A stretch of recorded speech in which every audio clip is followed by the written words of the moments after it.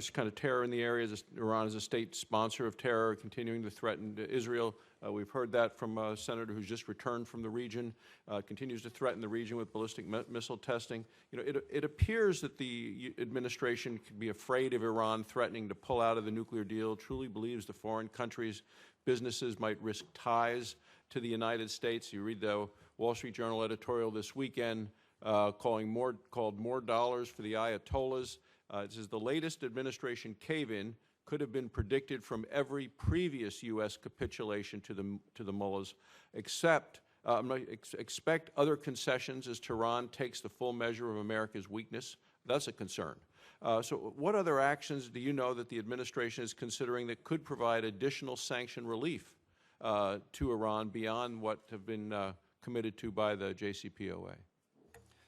At this point, none. You know, we have met our commitments under the JCPOA, and I think it's important to note at this point that the way the JCPOA was structured, it's really Iran that gave everything up front, as opposed to the United States.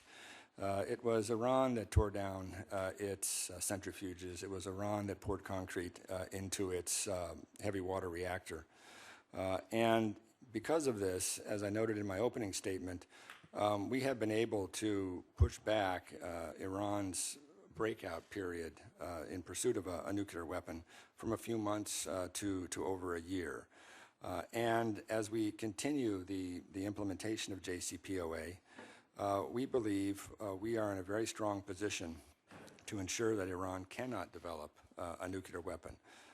That's a huge accomplishment, and it's an accomplishment that this Senate can take huge pride in, as can the executive branch, because we have had to work together in pursuit of that, both through the sanctions authority that this legislative body authorized and through the diplomacy that we were able to fashion built around that kind of legislative authority. But as we look into the future, we are intent on meeting our commitments, period. We are not intent on providing additional sanctions relief, and we are intent on successful implementation of JCPOA. So just want to get this clarified. What I've heard from the chairman and others in a bipartisan way is many of us believe that it's the administration that gave away everything up front. You're testifying today that no, in fact, it was Iran that gave up everything up front. Indeed. Thank you, Mr. Chairman.